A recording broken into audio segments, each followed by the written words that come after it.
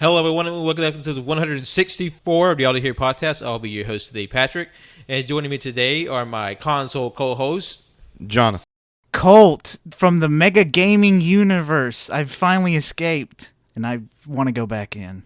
It's Wenzel. Fun. Fuck you. It's fuck Call of Duty canon because there's no good goddamn reason why that should take up 200 gigs of space on my fucking hard drive. I'm sorry, I'm pissed. We have a big group going today, but also we have our first timer joining us today. Please give a very warm AYCH welcome to our debuting co-host, Ellie. Hello, welcome to me. I am a Twitch streamer. I'm pretty bad at games, but apparently folks have fun. So I guess that's all you really need. I don't really do anything interesting. I like music, I like fun video games, and I like my friends, and I'm grateful to say that y'all are my friends, so thanks for having me. Yay! Thank you for joining us today. We've been wanting to get Ellie on the podcast for a long time, and we're so glad he's able to join us today. And what a big time for her to join us, because this is probably one of the biggest gaming announcements of the summer and the whole summer of games. Today, we'll be talking about the PlayStation 5 reveal. And what we'll be doing, we'll just going through basically what was revealed during the PlayStation 5 trailer, going through and talking about each of the games, each of the announcements, and talking about the system itself and everything that comes up along the way. We hope you enjoy us on our sort of review and exploration of the PlayStation 5 reveal. And I think we should just get right into it. The first game we'll be talking about was the first announcement. Is that Grand Theft Auto 5 is returning to the PlayStation. It'll be coming out with an expanded and enhanced edition to be released in 2021. And what are y'all thoughts about that? Let me tell you how weirdly disappointed I was watching this live. I watched this event live, so I saw that Rockstar logo, and I got really, really excited. I'm thinking, whoa, we're going to get Red Dead Redemption 2 DLC. We're going to get Bully, finally. That's been rumored for a year or so at this point. But no, it's just Grand Theft Auto 5 that's already been released twice on the PS3, PS4, two different gens, and we're going to have it on a third one. And the only thing that's going to be new, as far as I can tell, is it's going to look prettier. That's it. I've played GTA 5 through at least 4 different times. I love it, but just let it die. Go to GTA 6, please. You know, you say that, and then last night, as we were playing Call of Duty, he's like, I'm going to go re-download GTA 5 so I can get that $1 million a month. Because I like GTA Online. GTA Online is fun. You can't have... The single player doesn't have as much replay value. Yeah. No, I get it. I have to agree with Colt on that one. When I first saw that Rockstar logo, I wasn't even expecting like a new Grand Theft Auto this early on. But my stupid self was like, oh my god. Even though there's been like no announcements or not even a hint of it, I'm like, oh my god, are they going to give us like a fucking Max Payne remaster? Because that would be great. But I am okay with the free million every month leading up to it, because rack up and buy shit, because shit is not cheap in Grand Theft Auto Online. That's $20 a month. Like $20 of digital currency doesn't really matter, but I'll take it. You know, and yeah, I literally logged in yesterday and it was like, it'll be up in 72 hours. I'm like, well, thanks. I'm almost tempted to also download it, but also I would need PlayStation Plus, and I don't have it because me and Colt share, so... You need PlayStation Plus? Yeah, it says if you have PlayStation Plus, you get $1 million. Oh, yeah, that's because me and Wenzel do a game share thing, and like we can share games and stuff, and PlayStation Plus works in a specific way, but it also cuts them off from a bunch of stupid stuff. But yeah, I gotcha. Stinky stuff. Shitty poo-poo. Yeah. I was about to say, can I cuss while I'm in here? Just wanted to make sure. Oh, yeah. Oh, yeah. Definitely. Fuck yeah. Say, okay. say all the fuck words you want. No. Yeah. We are a Christian podcast. Oh, I'm sorry. We can't. We Ellie's can't just say like, any. fuck Grand Theft Auto. We can't say any fucks, shits, dams, bitches, not even craps. Oh, Don't man. bring up Harry Potter. Don't bring up. Please don't. Well, If actually, you say hell, you're grounded. actually, But Harry then- Potter. Shit, I'm grounded! Harry Potter's kind of in hot water right now, so I just True. wouldn't bring it up in general. Fair point. Yeah. Okay, I just wanted to make sure. Fuck turfs. Fuck turfs. Fuck turfs. Roll Tide to that. All right, the next game we're talking about is Spider-Man Miles Morales. That was one of the big games they opened up the conference with. and it's currently slated for a 2020 release. And since the day of its release, there's been a lot of waffling back and forth whether or not it was its own game or it's like an enhancement or a port. And at the moment, it's looking like this is its own game, and it's not a reiteration of the Spider-Man PS4 game. So what did y'all think of this news for the Spider-Man Miles Morales? I love it. Yeah, I love it. I love Spider-Man, baby, and the fact that it's continuing Miles' story. God, I'm really excited for it. Yeah. Oh. Yeah, I'm pretty excited about it myself. But like you, I'm hearing like conflicting things because at first I read an article somewhere that it's actually going to be like an expansion pack when Marvel Spider-Man is on the PS5 with an updated version. Which, how do you update something that's looks so fucking gorgeous already? Trust me, like from what we understand, they're most likely gonna port it, of course. No loading screens, so that will be like a major improvement. But yeah, from what I've read, it's gonna be like it says here in our doc, like Uncharted Lost Legacy. So like, while it's kind of its own thing, it's still kind of tied to the first game. It's not Spider-Man 2, which kind of was a bummer, but even then, it's still Miles Morales, and it's going to be like a full-length thing, so how can you complain? Yeah. The only, like, quote-unquote complaint I have, and that's not a complaint, is just tell us what the fuck it is. Don't waffle. Just be upfront and transparent. It's like, this is what this product is. Because I was shocked at first. I was like, at first I thought this was going to be technically Spider-Man 2. I was like, wow, that's pretty fast. It was a pretty quick turnaround for a sequel to Spider-Man. Yeah. Yeah. And I don't know, this may be like a quote-unquote test run, for what they have planned for Spider-Man 2. Oh, man. Oh, it's totally like something that's going to set up the next Spider-Man game, and I'm super excited to see the way Peter Parker interacts with Miles, if they do at all in this game, because we got to see how Miles actually got to there, because at the end of this is Spider-Man spoilers, but at the end of the first game, you see Miles jump on the roof, and then that's where it ends. But the thing is, I want to see how he got here. The thing is, though, how's that really, if you saw the trailer, then you already know, like, what happens. Yeah, that's true. So, but yeah, no, the way the game ends, it totally sets up for a sequel, and yeah, I'm really curious because since now we get to play as Miles, that means that for Spider-Man 2, hopefully, it might be pretty ambitious with the fact that you might be able to play as Peter Parker Spider-Man, but also as Miles Spider-Man. Like, that's pretty crazy. Like, me and my buddy Steven, who is the biggest Spider-Man fan I know, we're just like fantasy booking a co-op Spider-Man game where you can play as both Peter Parker and Miles Morales. That would be so fucking dope. Oh my god. Yeah, that would be an incredible thing to include if they could put that in Spider-Man 2. Ooh. Yes. Spicy. God, I just need it now. It's not confirmed as a launch game. I need details on if it is a launch game or not, because I just really want to play it. Spider-Man's beautiful. Agreed. Moving on to the next, we have Gran Turismo 7, which is Don't give a obviously fuck. one Skip. of the biggest games of the conference. Well, we gotta say something. It looks pretty. Okay, done. Yeah, the stitching in those leather seats are immaculate. That speedometer, man, the pixels, shit. Go so fast. I like how it says the realist or whatever driving simulator. Like, fuck. Okay. I drive. Are we going to actually have to shift gears?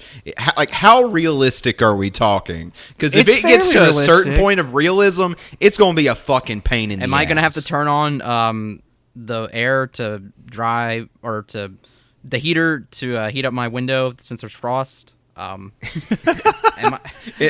What you don't know about the PS5 controller is it has a mini HVAC unit in it, and it just like blows shit at you. That would be amazing, actually. Oh yeah.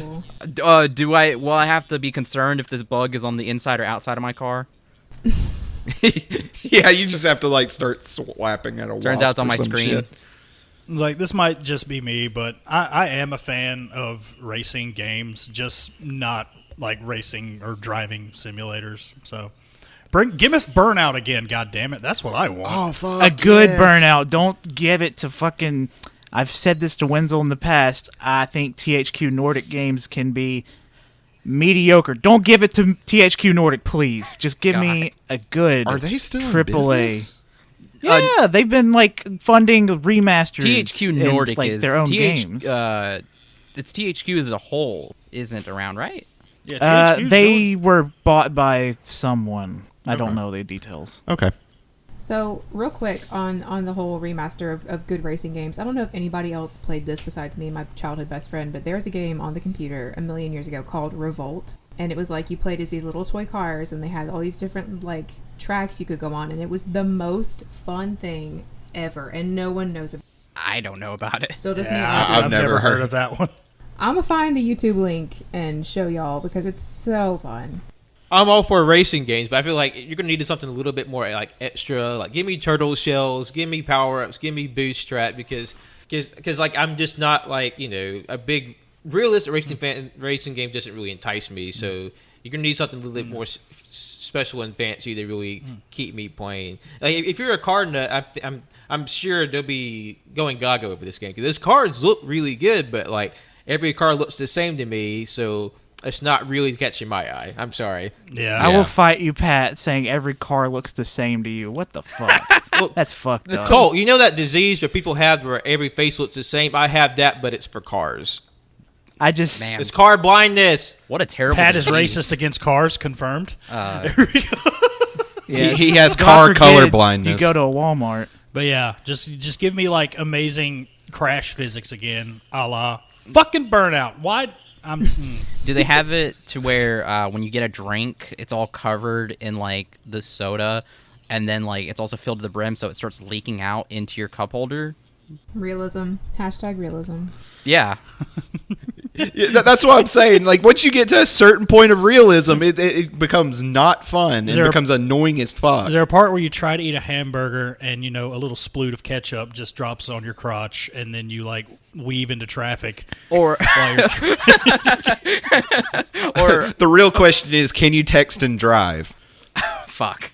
Ooh. If you do that, the game just stops and undownloads itself. It stops and calls the police.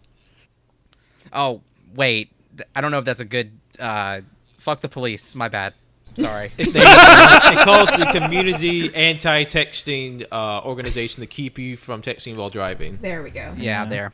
But on a serious note, as realistic as it is, the only way it's realistic is like you shift gears, your tires will slip on certain surfaces, and that's pretty much it. Yeah. And I've never been a big fan of games like this, so Yeah, same. I pass. But it's still very beautiful. Yes. Like we said, it's probably one of the better looking games, or out of the most realistic ones. Visually, it is probably the most beautiful that they showed Thursday. Mad props to all the people who are enjoying Gran Turismo. We hope you enjoy it. There's no release date at the moment, but a lot of people are speculating it to come out next year. So keep an eye out for that if you are interested in Gran Turismo. And moving along, we have a game that I audibly gasped for when it came across on the review trailer, and that's Ratchet & Clank Rift Apart, the latest installment in Ratchet & Clank franchise, where you see the titular duo jumping across a multi-dimensional journey, but it seems to be that our dynamic duo gets separated and across the dimensions, and they have to reunite at some point. So what did we think of Ratchet & Clank Rift Apart? Is insane. I oh know my God. to like we're gonna go into like actual story stuff or stuff in the trailer, but it is so impressive how quick you went through these rifts and like the loading. There's like milliseconds that there is of load time. You can see it's not really load time, but there is a little awkward moment into each transition that is there, and it is insane how you can go from a huge city, forest, pirate ship, and then another huge city. That is just showcasing how powerful the PS5 is going to be at launch. Oof, And man. I not only that, this game just looks fucking amazing. Oh my god. It made me want to go back and finally finish the one that came out. When was that? 2015. 2015? Fuck. Yeah. Or 16. That's when Dark Souls 3 came out. Man, yeah. Like it looks so gorgeous. Like I have to assume, like Colt said, that every time you're passing through the space between dimensions, that's essentially your loading time, which is kind of fucking cool. Really cool. Oh my god, it's so beautiful. And also I have a theory, gonna go and say it. Female Lombax looks absolute, like I love her already. And and also she has a hammer instead of a ratchet, so I'm gonna assume her name is Hammer. Mallet, Mace, any hammer-based names you all throw into the hot pot for girl Ratchet's name? Looks like this is going to be the perfect jumping off point for me because I've always been interested in Ratchet and Clank, but I've never played them. Oh. So, and after seeing this, it looks fantastic, and I can't wait to finally try it out. Oh my god, Ratchet and Clank is so good. Oh. It is, and I haven't even played any of the games since the PS2 era, but I remember just being as a kid and just loving the shit out of them, especially Going Commando. Yeah, God, that game was so fun. Going Commando, that's what it was. Me and Colt were talking about because we don't really know if this takes place right off the remake or or if it picks up from the other games, because there were the PS3 games, which were fun. I played those as well. Dr. Nefarious, that evil bastard's back. Yeah, and I haven't even seen the gameplay of the original ones, but this definitely seemed more like classic Ratchet and Clank as far as the gameplay stuff goes. I mean, as far as I can tell, it plays the exact same way as the PS4 one did, or does. It looks really, really fun. I love the grenade that shoots out little plants and it grows grass around the area. Yeah. His arsenal has always been so cool, and we've only seen tiny bits of it for this game, and it's just one of those games. I hope it is a launch game, please. Even though they didn't show a year, I'm hoping that this is a launch game. Oh man. Again, we have Project Athia, which is a game created by Square Enix with no current release date, but it seems to feature a woman with magical powers in a very treacherous and mystical land. While we don't have much to go on other than a cinematic trailer, I was personally pretty impressed with sort of the magicness and the scale of this show, and I'm definitely interested in what Square Enix pulls out with this game. Yeah, I'm definitely intrigued by it. I'm interested to see more information about it because I really like the character design, like the powers and stuff. And goddamn, we're gonna say this about most of the games on this list: they all look fucking gorgeous. So pretty. It does look pretty nebulous, but I think that once we have more information on it, I'm probably going to be pretty down for that one. Yeah, it's called Project Athia, so I'm going to go ahead and assume every single thing we saw in that trailer is not going to be in the final game. Yeah. The monsters look really cool, but yeah. When do we expect this game to come out? 2050? Nah, probably realistically 2025 maybe. Yeah. It's a Square Enix game. Yeah. It takes their time. They take their time. Question: will this come out before Beyond Good and Evil 2? Yes, Beyond Good and Evil 2 will never release. It's just a big tease. Yeah. Fuck. Day 0 development. What does that mean? It's never existed. Moving to our next one, we have possibly one of the cutest games in the lineup. We have Stray, where he plays a stray cat in seemingly a world devoid of humans, repopulated by robots in their place. Cannot tell you how excited. And it's currently scheduled for release in 2021. And holy crap, how cute is this game? Yeah, you buried the lead. The cat wears a backpack. It really reminded me, there's that episode of Love, Death, and Robots where those robots go to that planet and it's just all cats. That's the first thing that I thought of when I saw the thing. And I was like, I need to be a cat in this world, please. I mean, in our world too, but especially in that world. I want to be a cat. I'm down. Dude, sleep for I'm going to be in a day? feline frenzy in this game. I'm ready to go. I'm going to nuzzle up against robot shins. The ultimate simulator. Also, what's in the backpack? I do want to know what's in that backpack. He could be a mule. I don't know. What's in the box? It's a gun. With four-legged creatures in video games, they have always controlled pretty awkwardly. That's true. And that's one of my big worries, is that it's going to control like the horse in Witcher 3. And if it does, that is something I am not looking forward to. Yeah. But if it can control very well, I'm very interested in it. Here's the thing: what we need to do then, because we're so used to making bipedal, creatures. Why don't we have an actual cat design the game? I know, right? Okay. I You're mean, I thinking don't. big. I mean, Taking diversity to the next level.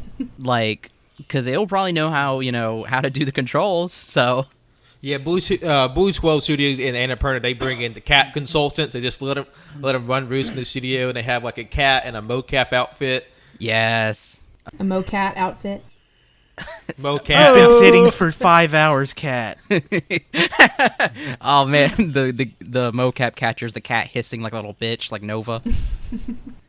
Hey, he's If we're getting being old. honest, that 5 hours was probably just the cat sleeping. Facts. Yeah. No, he had his eyes open. He was staring at you the whole time. Just plotting how he was going to kill you. What if there's like a portion of the game where it's time, like you have to complete your objective before the cat just goes to sleep for 18 hours? That'd be really fun. He just like, all right, I'm done. Bye. I'm gonna sit in so many boxes. I can't wait. Yeah. Wait, what if the boxes are traps? Like you have to traverse the level, but if it gets close to a box, you automatically just jump in. You can't control. That's just the cat brain taking over. Kitty Oh, cat gosh. quick time. Here we go. Moving right along, we have our next game, Returnal, which is about a astronaut trapped on an alien planet where she is caught in a death loop. Where whenever she dies, she reincarnates as she was on the planet. But the trick is, every time she reincarnates, the planet itself changes. And so, what do we think of this weird sci-fi fantasy game? House Marquee, the name- I will play any fucking thing they make. First thing, stupid name. The I name love the sucks name. ass. Oh, come on, it's a terrible I'm pun. sorry. How does it It's suck okay. ass? Come It's a terrible on. pun. I love terrible puns. They're like my bread and butter, so I'm here for it. Or portmanteau, whatever you're going to call it. But I love it. It's just return and eternal. You return for I eternity. mean, you get Yeah, it. But Makes I mean, perfect it, sense. It makes perfect sense. It gets right to the point. Oh man, You're just being a hater. oh fuck you, Jonathan. You were just shitting on Gran Turismo. Yeah, I don't want to hear Because you. oh fuck y'all. Yeah, Yeah, hater bitch. ass. Yeah, I believe, if I'm not mistaken, it was a launch title for the PS4, Resogun. I believe it's made by the same company. They also did, what was it, Super Stardust Delta? That was they've done a lot of twin stick shooters. This one Is it the same people? Yeah, I think so. Oh. And that's what's very intriguing to me because, I mean, granted, there were several different shots. Like, there was even an overhead shot that looked like it would play like a twin-stick shooter. But there's also a third-person shooter aspect to it. And it also came across like a third-person bullet hell, which I don't know how the fuck that's going to work. Yeah. That's going to be insane. Because when I was watching the trailer, every time your player character is fighting enemies, all the enemies have like this rapid fire, like suspicious projectiles. I mean, think like I've never seen it in like a third-person shooter bullet hell game, which is like that sounds really interesting to me. Near Automata. And Yeah, I was going to Yeah, say, Nier. it looks like it kind of plays similar to Nier but- when it comes to the and the thing pods. is too, it's gonna be procedurally generated, so like that's gonna be interesting. Yes. I'm super excited for this one. Yeah. Getting Yeah. strong Ripley vibes from the Yes. the protagonist. Yeah. It kind of, sort of, not exactly, but it appears that it may have certain aspects to a game that we're going to talk about later. Won't talk about it now, but Okay. One thing I was trying to place is that the actress playing the astronaut, she looks really familiar to me. She reminds me of, if anyone's seen the show Nurse Jackie, she reminds me of that actress. Nope. it's like the wife from Sopranos, right? Isn't that her? I've never watched The Sopranos. I think that's her, though. Yeah, I've never watched The Sopranos either. Our one Sopranos expert, Tanner, he's not here right now. He's probably drunk in a pool somewhere. And he'll never be here. I haven't been sober for 8 hours. It's like, get on our level, boy. All right, moving right along, we have Sackboy: A Big Adventure, which we see the return of Sackboy from Little Big Planet in his own 3D adventure game, 3D platforming game, and it's scheduled to release at a tentative holiday 2020, essentially a launch title. So, what do you think of the return of Sackboy, everyone? I love it. It's a Little Big Planet game. It's pretty much Little Big Planet's story mode, but without the ability to create or play creative levels. But wasn't that like the best part of Little Big Planet, though? Was creating levels? It was a good part. It wasn't like comparing the creative aspects of that to the story. Personally, I feel like it was equal because I really enjoyed the single players of all the Little Big Planets. So I'm really looking forward to this just for that. I'm a little indifferent. Like it's a thing. It's fine. I don't love it. I don't hate it. Well, like with Colt and Wenzel with Returnal, I fucking hate this title. That's fair. That is fair. It's like, why not just call it like Little Big Planet? Like, you already got that. Because it's not just Little Big Planet. When you have Little Big Planet, you're expecting the whole creative aspects of the original. This one just focuses This on is Little the Big story Planet of Mario Sackboy. Edition. Sackboy, one of the biggest heroes of our time. The Sackboy, that is just inviting for all you dirty, dirty thoughts. I mean, his name's always been Sackboy. Yeah. I know. I mean, I'd never thought dirty I thoughts. haven't I either. think of the little baby boy. That's a lie. Because No, not really. I guess I'm just Now, if his name was Nutsack Boy, that'd be different. But okay. I couldn't be the only one who was like, when they saw Sackboy, was just automatically like, oh, Nutsack. No, you were. What the fuck? Well, fuck y'all. Having prior knowledge of Little Big Planet, I wasn't Nutsack God. Boy. What a weirdo, Little right? Big Planet 3, I think, was my first couch co-op game I ever played with one of my best friends. So it has a very special place in my heart. So I'm super excited about Sackboy. Granted, the only experience I have with Little Big Planet is if anyone had a PS3. Remember when the PlayStation Network went down for like 2.5 weeks because of hackers? Yeah. And Little Big Planet, I forgot which one it was, but they gave you got 2 free games. You just picked which 2 you wanted out of like 5, I believe they offered. But Little Big Planet was one of them, and I got it just because I think one of them I know for sure I already had was Infamous, and the rest I guess I just really didn't give a shit about. But I played it for a little while. I mean, it's okay. It's a kid's game. Yeah. It's a fun little kid's game. From watching the trailer, I got very big like Mario like 3D World vibes. Mm-hmm. Yeah. And since we're not getting a new Crash Bandicoot game, let's just make a fucking Sackboy game. Which is weird that we haven't seen any Crash Bandicoot stuff, considering there was a merch leak the other day with some new Crash designs. I don't know what happened there. What's going on? They may be saving it to announce later because, I mean, right now, like, Crash isn't solely a PlayStation IP anymore. Yeah. Yeah. So I wouldn't count out Crash Bandicoot yet. Just considering we have the rest of the summer to go, I feel like there's still plenty of opportunities for us to learn more about any new installment in like an old IP like Crash Bandicoot. Give me a Crash Bandicoot versus Spyro game. Yes. I would be down for that. Well, speaking of kids games, this is the game sort of gave me like a very fun kiddie vibe, and that's Destruction Allstars, which is sort of like as I heard someone describe it, Fortnite meets Twisted Metal, where you have a demolition derby with sort of very combative, destructive vehicles and very customizable and lively characters. What do we think of Destruction All-Stars? I thought it was made by the same people as Rocket League for the first few minutes of the trailer. It looks That makes sense. very fun. Yeah, I'm excited to check it out.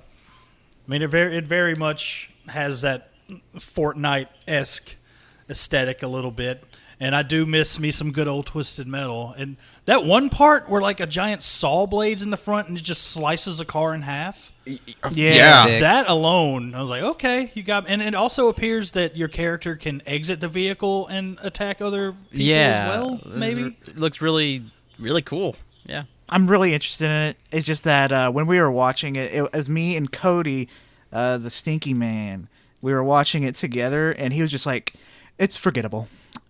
looks I forgettable. mean, Tanner was He said it multiple times, and I wanted to fight him. Tanner was the same Really way. bad. He was like, oh, I don't like the two racing games. Like, okay, whatever. I mean, That was if- not if I even had a to glad choose they're gone. which one to play between Gran Turismo and Destruction All-Stars, I'm going to play Destruction All-Stars because that's just like madcap, hyperbolic fun.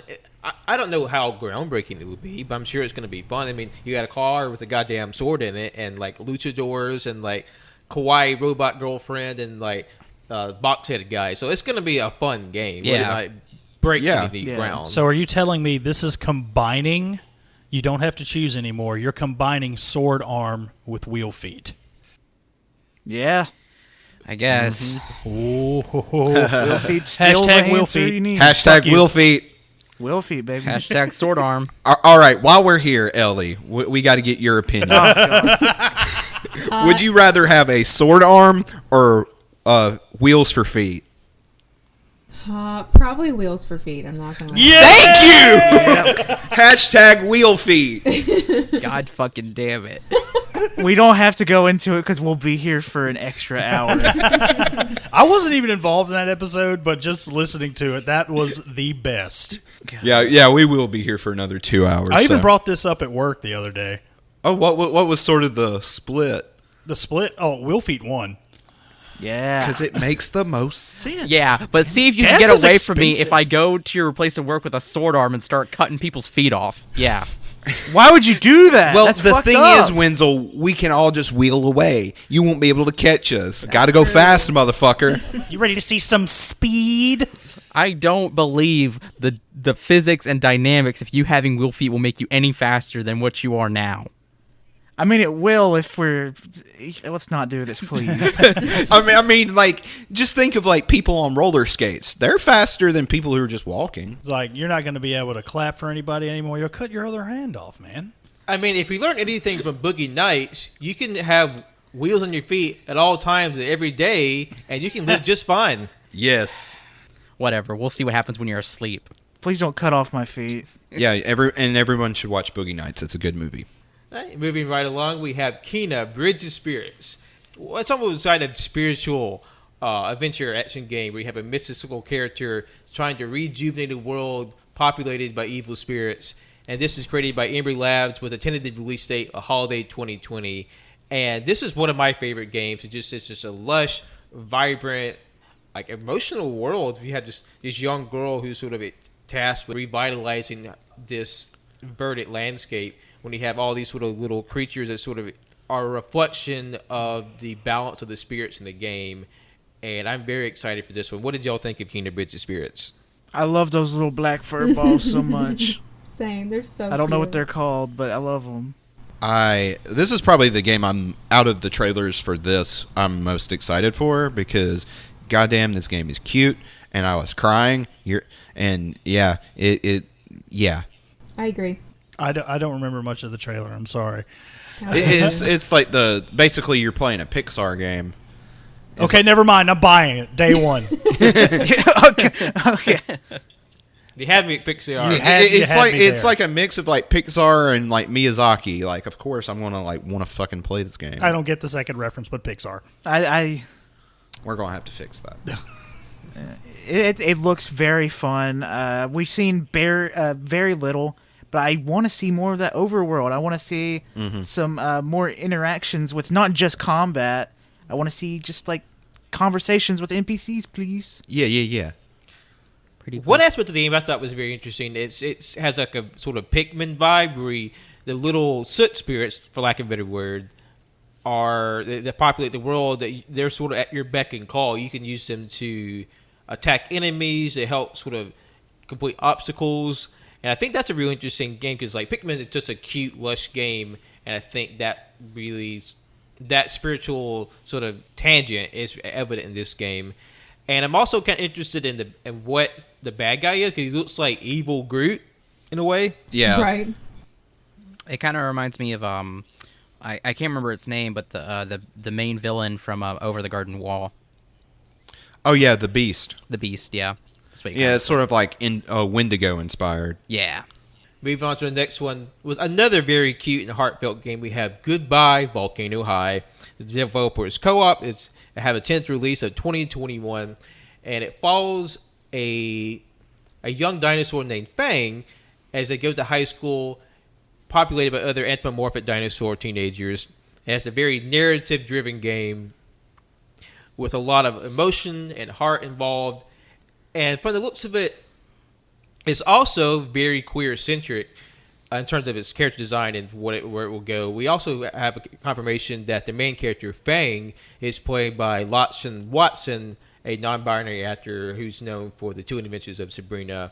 And one aspect that I thought was very interesting, because a lot of the game it evolves on the player's choices, is that whenever Fang is faced with a difficult decision in the game, the haptic response in the PlayStation 5 controller will feedback, so you get a real sense of tension when this is a very emotionally impactful moment. And I was really sort of struck because it does sort of harken to a lot of art and I guess sort of like design that a lot of young artists use right now. And I'm very interested in sort of what the game is, because it seems like it will be like a real heart-rending game, because what I've read, it's like coming of age at the end of an era. It's sort of like, you think about the dinosaurs, they were wiped out by a meteor, so you have all these characters trying to make a decision about what they want to do in life, but coupled with the feeling that they won't ever get to grow up because possibly the end of the world is near. So I'm very interested in this game. What did y'all think of that? I'm so excited! I'm sorry. I've been holding my breath waiting for you to stop. And I am, oh my god, when as soon as it came up, I was like, oh my god, I love it already. I love the art so much. It looks so emotional. Fang is non-binary. That's so freaking cool. Oh my god. It just looks so emotional. I'm so ready to cry. I want to play it now so I can get my emotions out of the way. Oh my god. I just love the designs of everybody. Fang just looks, I don't know, like, she just looks so, like, badass. Like, she's like some kind of, like, pterodon, flying dinosaur, and like she just looks very punk. I love it. I love that they have a band, and like you said, it like, is it gonna be like they won't be able to grow up because they're all about to die, or is it like is it like in this world it's just like it's like a metaphorical thing where they're out of high school now, so it, like you said, it's coming of age, so they got to put the past or the high school memories and everything behind them so they can move forward. Oh my god, I'm so excited. I want to play it so bad. It looks so good. And the music, I love the music.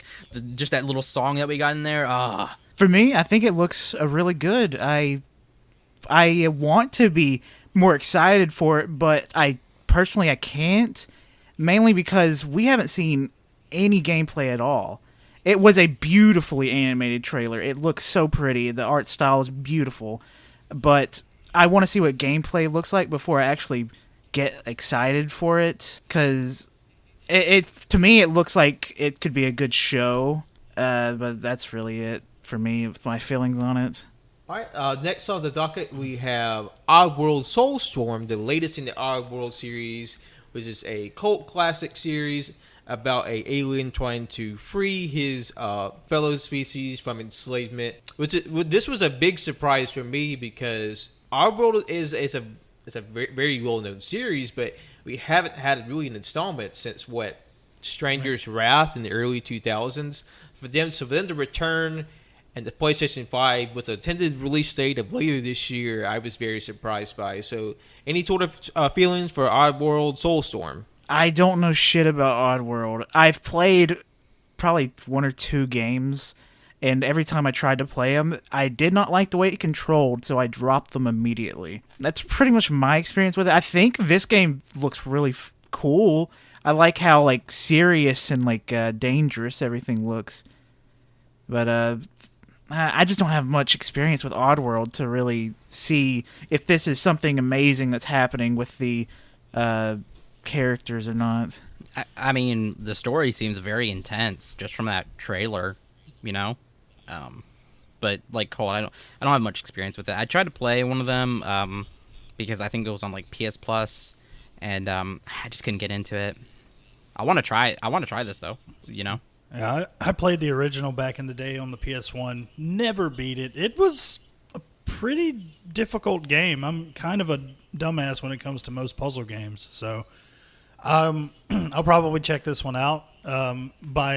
Looking at the trailer, it looks like I'm probably going to be just as frustrated as I was when I was a child. So we'll see what happens. Yeah, I feel you on that. Ellie, have you had any experience with the Oddworld series? Not at all. I've not even heard of it before. From my understanding of the Oddworld series, it's like canon and the others that iterated. It's like a puzzle platforming game where you play an Abe, the lead protagonist in the Oddworld series, who's leading his fellow members from captivity. Is that it plays a lot like Lemons. You have to get as many as your members to the end of the level as you can. But of course, there's like obstacles like pitfalls and traps and things are actively attacking or actually setting the path of your progress. So maybe you free or you start with a level with so many individuals. So you basically try to get as many as you can to the end of the level. So in one way, that is sort of has like the tension of you have to save all your people, but also it has like this thing of like it's kind of scary because you're responsible for the freedom and safety of all these people who are led in captivity.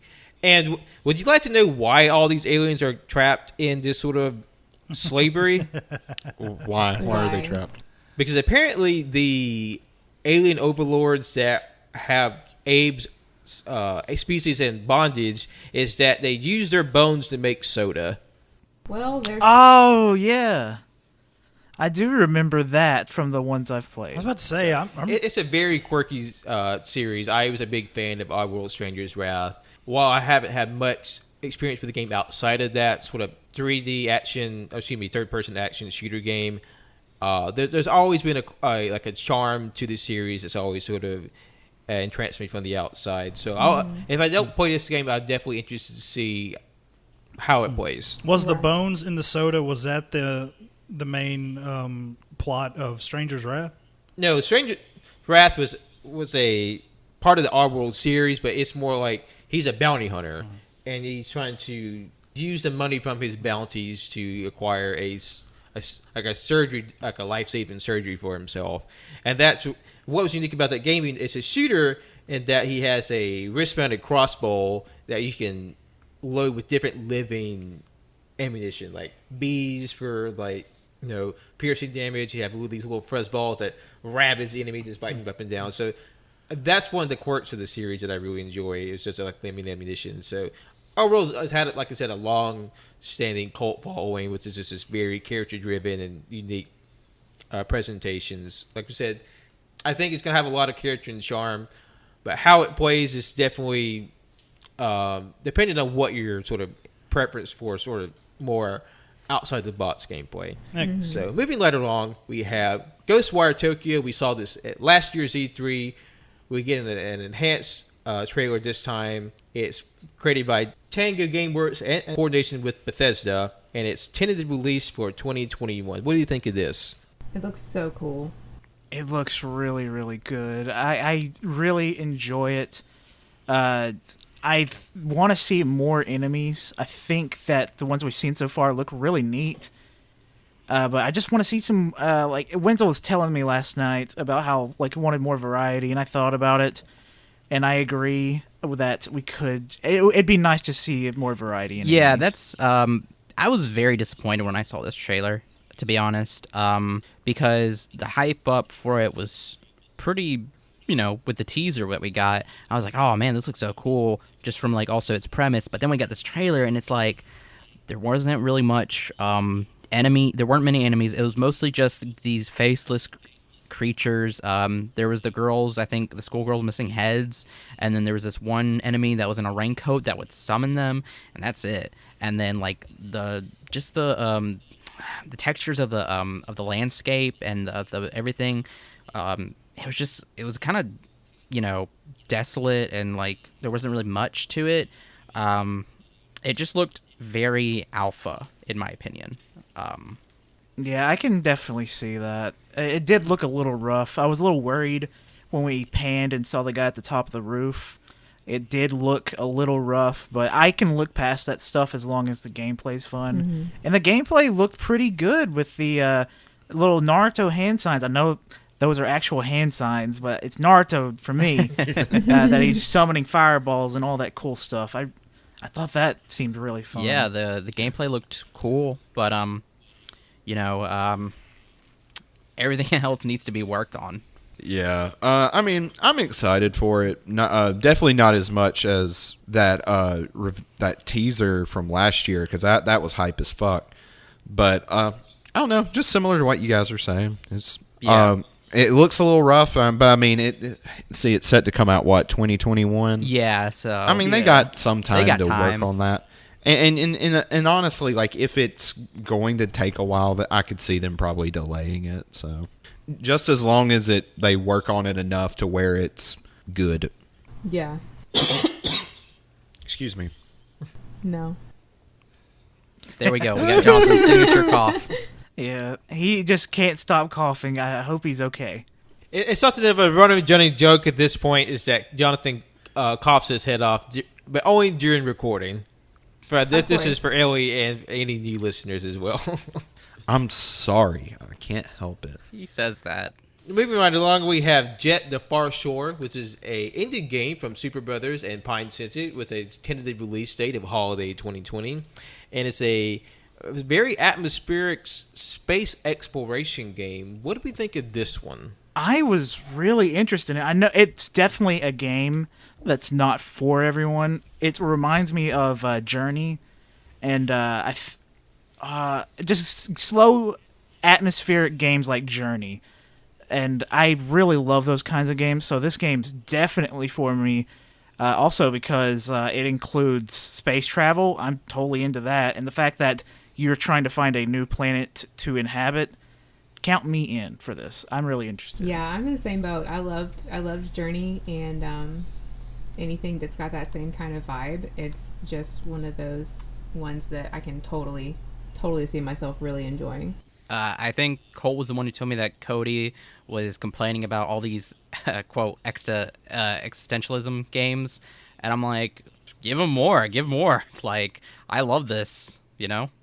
Like, why does he have a problem? He just said, "I'm tired of all these," and I just replied, "I am not. They are for me. Let me have this." Like, there hasn't really been that many. Yeah, exactly. I'm like, there hasn't been that many. So and also he hasn't really played any. And so, like, what is there for him to be tired about? Actually, no. He's sorry. I'm really shitting on Cody right now. He's played Minecraft. Okay. With the music, that's existentialism. Okay. Oh. Yeah, he's tired of having to flush the commode. That's probably a big thing for him. Yeah, he doesn't know how to flush the damn You know, we toilet. can say whatever we want. He's not here anymore, so. Yeah. Piece of shit. Motherfucker. Oh, God, I'm so sorry. Fucking bitch, baby. God damn. Yeah, He's my brother. I'm giving permission. Do it. Yeah, we're going to shit on Cody, even though he works really hard for us behind the scenes. But we're going to just poke that sleeping bear just a little bit. I mean, we have. Yeah. I am very thankful for the things he does for Yeah. us. Oh, yeah. I'm glad Like, he it's does. all in good fun. I love him, but man, clean up after He yourself, man. bought Yeah, us these mics, so very thankful. Kind of a piece of shit, though. Yeah. I mean, he's super awesome, but it's fun to shit on him occasionally. Yeah. You know what? Let's break quarantine and go kick his ass. How about that? You know what? Let's I'm not do party it. to this. No. Me either. By the way, Lucas is here and he says hello. hey, Hey. Luke. Hey. I got really scared because my dog's name is Lucas and he just barked. And I was like, how does she... I didn't know if he picked up or not. And I was like, how does she know Luke's name? No, I managed to hear the door open. I didn't scream this time. And the next game we'll be talking about is Godfall, which seems to be an action adventure game from Counterplay Games with a tentative release date of December 2020. We saw this last year with a new trailer this year, and this seems to be like a very big, expansive, very action-heavy game. I'm personally excited for. What did y'all think about Godfall? Ready. I am so ready. ready for it. Ready. Like, the more gameplay I see, the more I just really, really want to play it. That I think it has multiplayer or co-op, and I'm really, really wanting to get in on that with Damn, son. Wenzel. Isn't this basically Yeah. just a I can't call it a looter shooter, a looter slasher. Is that what we're I calling think it? so. I think. I'm down for that as long as it doesn't have like rock paper scissors gameplay. I'm for it. What's rock paper scissors gameplay? Like For Honor, Oh, fuck no. no! Fuck that. I hate that. Exactly. No, Please, it doesn't no. look like. No, it's not that. Absolver. I guess I can throw that in too. Yeah, I hate that. No, Not thanks. a fan. Man, I remember it was Give me button mashing or give me death. exactly. The design of the characters in the world are really cool. Yes. Oh yeah, they're insanely detailed and like all the different suits of armors for each specific character class is very, very pretty. Very Oh, I'm sorry. detailed. I just had like an image of Wenzel falling. Oh, that was me. I Oh, just never. hiccuped. Sorry. Wow. SMH. That was a very Wenzel sounding. Okay, that's fair. Well, Wenzel did have one episode where he had hiccups the entire time early this year. Jesus. God, that was a nightmare. I remember, was it last year or maybe early this year, there was a Godfall GIF gameplay leaked. Yeah, it leaked through a like 20 by 20 pixel Yeah. GIF.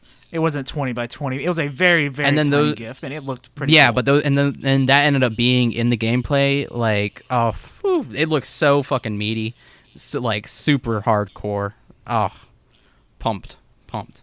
yeah, put it in my hands, please. Right And now. I feel like this is definitely a launch game. Oh yeah. Yeah. Can't see it not being. Moving along to one of my favorite games of the entire reveal, and that's Solar Ash, which is a game by Heart Machine and Annapurna, releasing tentatively in 2021. It is a stylistic exploration game where he plays an android traversing a cosmos that it does not belong to. And to me, this is just like an absolutely gorgeous, beautiful game. I love the colors. I love the aesthetic.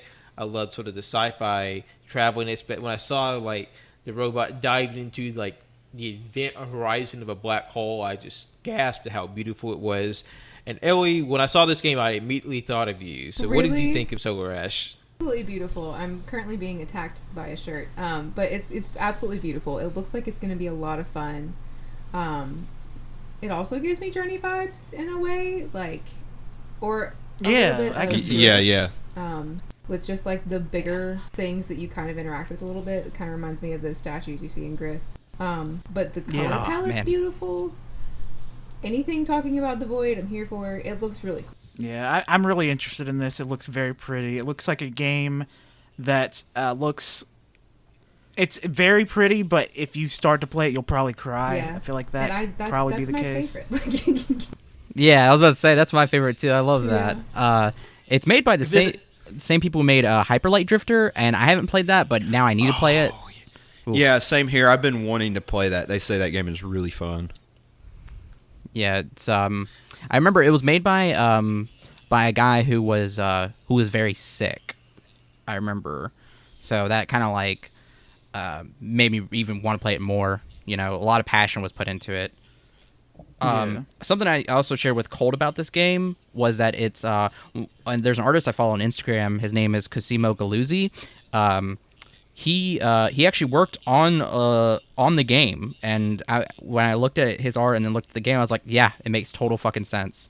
That's cool. That's awesome. Yeah, his art is super, super, super cool. It's like really good. If anybody has a chance, go follow him on Instagram, Cosimo Galuzzi. Man, the giant white lady. As soon as I saw the giant black hole, I was like, I'm in. But then as soon as I saw the giant white lady, who was like, you should be afraid, or you should be, I was like, yes, please. I need it now. Something I wanted to say when we were all watching this as a family the other day, when Liz saw the trailer for Solar Ash, she immediately thought of you, Winslow. She said the art style reminded her of something that you would draw for your art. Oh, thank you. I mean, to be honest, I just from him, I take a lot of inspiration from him. He does a lot of good work. So, Solar Ash is a very artistically invigorating game. We'll definitely be keeping an eye on this one. But moving along to our next game, we have Hitman 3, the third in the sort of soft reboot of the Hitman series. This was created by IO Interactive with a tentative release date of 2021. So what do we think about this one? My first thought was, when the fuck did Hitman 2 come out? Because I have not been keeping track at all. I think it came out sometime in last year. Because I hate the way Hitman games play. I am not very good at stealth games. Yeah. I'm always all right, I'm going to be stealthy for the first half of this, but I'm going to shoot someone in the head, and then everything's going to go to shit. Well, so from what little that I've played of the latest Hitman games, it seems like I guess, for lack of a better word, like the security, like you can get spotted really fucking easy in this game. You got to be super sneaky in these new Hitman games. yeah, and there's so many tiny things that you got to make sure you're wearing the right outfit. You're not having a dangerous weapon in your hand or something that could be perceived as a weapon. It's very confusing and kind of just hard. But my brain is tiny and I can't do it. Yeah, I'm with Colt on this one. I mean, they're cool. They're just I guess I would be a terrible Hitman. But I will say, and I completely forgot about it until I saw Hitman 3 here on the screen, but do you remember a couple of years ago, it may have been, I don't know if it was the first one or the second one in this new trilogy, but they did a poll where you pick between these two actors. I forgot one of the actors, but the other actor was Gary Busey, and whichever one won the mission, they would be put in a mission as the target. So Gary Busey won, obviously. Oh no! So I'm gonna have to look this up on YouTube because I've never played it. But apparently, there is a mission in one of the Hitman games where you are hunting Gary Busey. Beautiful. What did Gary Busey do to everyone to make us shit on him? Like, can I just download that one level? Because I'd be okay with that. It's like, I'll never forget, Pat, I believe it was you that said this, like, Gary Busey, the man who was born teeth first. Jesus. Yes. Oh, fuck. I hate I couldn't remember the other actor's name. I think it was the guy who played the main bad guy in Pineapple Express. I don't know his fucking name. Oh, But fuck. he was the other option.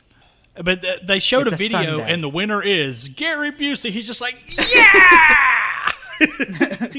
And moving right along, we have our next game. We have Little Devil Inside with the independent game from NeoStream Interactive. No current release date at this time, but it seems to be a sort of Victorian aesthetic action-adventure game where you play a young man traversing the landscape full of monsters and horrors. And what do we think about this one? This one? Yeah, Very cute. It's super cute. I liked the fact that the scenery looked pretty realistic, but then you have like the goofy characters and like the kind of silly looking action style. I liked that juxtaposition, but it just looks like it's gonna be a lot of fun. Yes. It looks so fun. I want to see more of the running from a sandstorm on a weird Yes. piggy thing, please. Oh, man. I'm forgetting more of these trailers than I'm remembering. The trailer was honestly just fun. I liked it because like you had this guy risking his life and skin to kill monsters, and then you have this old man who I guess he brings the monsters to, and he's just at some point he was just shitting in a toilet, and it was really fun. Timed very well. But the music, mostly the music in the whole thing is fantastically done. I loved the Schmeat sign that they had. Yes. That was hilarious. Yeah, Schmeat. Oh, the main I just looked it up. The main villain of Pineapple Express was Gary Cole. So So it was the Battle of the Garys. yeah, pretty much. Apparently. Cool. Like I said, this is one of my favorite like aesthetics in the game. It's very it has a very indie style. It reminds me a lot of the of Monsters and Men music videos from the early 2010s. That's a big vibe I got. You have this young man in like this very like overcast, cloudy world full of monsters. I was a big fan of it. I'm also interested in sort of the smaller moments they had in the trailer, sort of like your survival. Like it has the main character bandaging wounds and Sleeping. getting out of the rainfall by hiding in Yeah, caves. sitting on that grassy And- knoll too. Yes, and the scene that closed the trailer is this very Quixote-esque moment where he has this old knight on piggyback up a snowy mountain, and they both face down a dragon together. I'm interested in what that aspect of the game is like. Something I was gonna say, it just hit me. This game kind of reminds me of a mix between, like, the style reminds me of Little Inferno. I don't know if anybody remembers that game. Yeah, I know what game you're talking about. And Don't Starve. Yes, I just started playing Don't Starve. I haven't played it. I want to, though. It looks It's fun. fun, but it's also frustrating because I feel like I just got dropped in the middle of the game, and I don't know what to do. Again, we've established I'm not very good at games, but it's a lot of fun, and it's a really cool style. And we have the next game was NBA 2K21 basketball sports game. Anybody have anything to say about this one? Oh, I have a fucking prepare for 2K 45 minutes, All right, baby. guys. Let me pull up my notes. I love when Michael Jordan hit the slam dunk. It's pretty Michael cool. Jordan wasn't even in there. Well, I mean, it most was- of these games have legacy teams, so You think I know anything about modern day basketball? I only know anything about basketball from Space Jam. Okay, It's all you need to And I haven't even seen Space Jam. here's All the I know thing. is, go ahead. No, go ahead, Cannon. No. I'm gonna be a minute. You might want to go ahead. Oh, fuck. I mean, I'm just going to say something stupid. Cole, you're the only person I go to for all my basketball news. Okay. Oh no, you might want to go somewhere else. I'm so sorry. Okay. It's good to see that 2K Sports can keep their sports ball games working properly. Yet WWE 2K20 is a flaming fucking turd. Now, all right, I'm with you, Cannon. Okay, listen. I know I've mentioned this a few times on the podcast. I'm a wrestling fan. I love wrestling games. Now, we all know AYCH, the people who pretty much developed WWE games all the way back from the first SmackDown games on the PlayStation 1, they said, deuces, we're out. So, yes, I understand that 2K had to play catch-up because these games also, like NBA, come out yearly. God damn it, I keep hitting this thing. I'm sorry. But, okay, all right, I have a right to bitch because I did buy this game. The Holy Shit Edition, the Deluxe Edition, just because it was under $20. They are literally trying to give this game away because it's so bad. My main gripe, you've had the same control scheme for the past, 5 to 6 years. And for some goddamn reason, 2K decides to switch the fucking mechanics up in this game? The worst one in the series ever? It has its moments. I'm enjoying the silliness of it because they got wrestlers in fucking Mad Max and horror costumes and shit like that. That's fun. People shit on that. That's actually fun. But the control scheme is bad. I don't understand why. You know what? Props 2K. Take the year off on WWE. Give us a good one next year, please. I'm sorry. Yeah. I'm sorry. Hey, Cannon, I'm with you 100%. I don't know shit about wrestling, but I do like to watch YouTubers that will play wrestling games. So I've seen all this 2020 bullshit, and I would just like to have a game that doesn't look and run like complete ass. That's the thing. It's all the characters got a fucking downgrade. They look all weird, and I will say this. The game has not crashed on me yet. I've played it for a few hours. It hasn't crashed on me yet. Haven't had any game-breaking glitches or whatnot. But it's very disappointed as a wrestling game fan that this is what we're playing now. I'll just say I'm super glad. That's why I cannot wait for this new generation because there are so many other wrestling games in development right now that aren't WWE, and I'm pretty stoked. I cannot wait. Look up, segue, wasn't involved in the show. Look up the game. It's called Virtual Basement, and there's going to be actual professional wrestlers in here. They've released some of the models, and some of these models are blowing 2K models out of the water. Oh, wow. They look amazing. But yeah, I mean, we're talking sort of NBA and all these sports games. But I will say, I have a cousin who he plays basketball. He's really into these games. And so I'll play them with him sometimes. They're actually pretty fun for what they are. I'll play like horse or pig or something. I've played PlayStation. We got an NBA game for free a couple of years ago. I tried it. I mean, yeah. I'm just not a sport. Like, literally the only sport that I watch isn't a real sport. So, there. Yeah, I tried to play one. Didn't know what the fuck I was doing. I got confused. The controls are weird. The controls are weird for any sports game, whether it be like NBA or any of the EA NFL games or whatever. And you know what's funny too is that the same person who tried to teach me how to play, like they could play like pretty damn good, but then as soon as I try to teach them how to play Call of Duty, super confused, does not understand, and I'm like, right trigger is just shoot your gun. Come on, man. You got this. But I mean, the sweat on the guy looked cool, I guess. Oh yeah, the sweat graphics on point. But if fucking WWE 2K22 when it comes out looks like that, well, sign me up. I will say every person who was an athlete in high school or who was in just high school in general creamed their jeans when they saw this. So. Oh, for sure. Yeah. The sweat. And moving right along to another indie game, we have Bugsnax, tentatively released for Holiday 2020, which follows you exploring a island full of animals, or specifically insects that are based off different varieties of food. And it seems whenever you consume one of these animals, that food is then incorporated into your body. What do we think of Bugsnax? Bugsnax. Strawberry. Bugsnax. Strawberry. Bugsnax. Burger. Bugsnax. It looks so cool and very, very fun. Bugsnax. I love it so much. KKB, baby. It was the song in the trailer was a Caro Bonito song, and I think it was made just for the game. Bugsnax.